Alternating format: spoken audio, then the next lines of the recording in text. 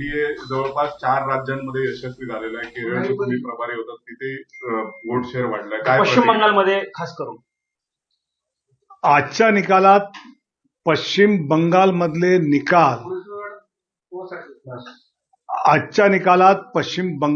निकाल हे खऱ्या देशभक्त व्यक्तीला, भारतीय जनता पार्टीच्या कार्यकर्त्याला तर खूपच महत्वाचे आहेत. एकेकाळी आमची घोषणा होती, जहां हुए बलिदान मुखर्जी वो कश्मीर हमारा है. तीच घोषणा आज भाजपचा कार्यकर्ता म्हणेल की जहां हुए पैदा मुखर्जी वो बंगाल हमारा है. आणि या बंगालच्या निवडणुकीचं जर खरं काही कारण असेल तर शेवटच्या 72 तासात ज्या दंगली घडवून विशिष्ट मतदारांना बाहेर पडू न देणं, ते यावेळी थांबवण्यामध्ये केंद्र सरकारला यश आलं. आणि त्या यशामुळेच आज फ्री अँड फेअर इलेक्शन, एकही मृत्यू न होता मतदान पार पडलेलं बंगालमधलं गेल्या अनेक वर्षातलं मतदान आहे. आणि त्यामुळे आज आपण बघतो आहोत की तुष्टीकरणाची राजनीती चालणार नाही, विकासाची राजनीती चालेल, हे बंगालमध्ये सिद्ध झालं. आसाममध्ये पुन्हा एकदा भाजपचं सरकार येत आहे. तामिळनाडूमध्ये खूपच चांगल्या पद्धतीने जागा वाढल्या आहेत. त्या ठिकाणी स्थानीय नवीन पार्टी पुढे आहे. स्वाभाविकपणे अँटी इन्कम्बन्सी दोघांमध्ये विभागली गेली आहे. आणि मला वाटतं की पुडुचेरीमध्ये भाजप सरकार आहे. केरळमध्ये आम्ही खातं उघडतो आहोत, टक्के आमचे वाढत आहेत.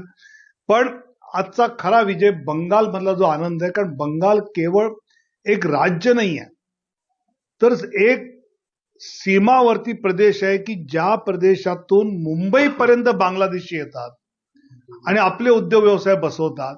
स्थानिक तिथल्या माणसाला उद्योग व्यवसायामध्ये तो मागे टाकतो.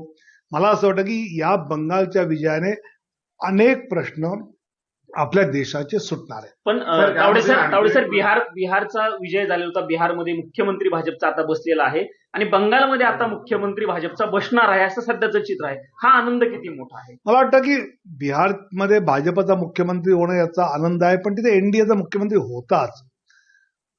पश्चिम बंगालमध्ये ज्यावेळी राष्ट्रवादी ताकदीची व्यक्ती मुख्यमंत्री बसते, त्यावेळी आंतरराष्ट्रीय सीमांच्या दृष्टीने, विशेषतः बांगलादेश ज्या पद्धतीने घुसखोरी होते, या देशाची सुरक्षापासून ते बाकी सगळे मुद्दे आता आटोक्यात येतील.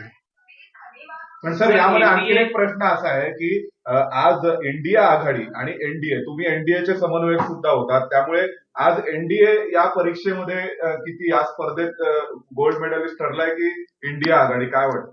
मला असं वाटतं की एनडीएचं यश आहे आणि या सगळ्या विजयामध्ये एनडीएच्या सगळ्या नेत्यांचा सहभाग आहे. आणि जवळजवळ मला असं वाटतं की आता 25 राज्यांमध्ये एनडीएचे मुख्यमंत्री, त्यात 17 मध्ये भाजपचे आहेत.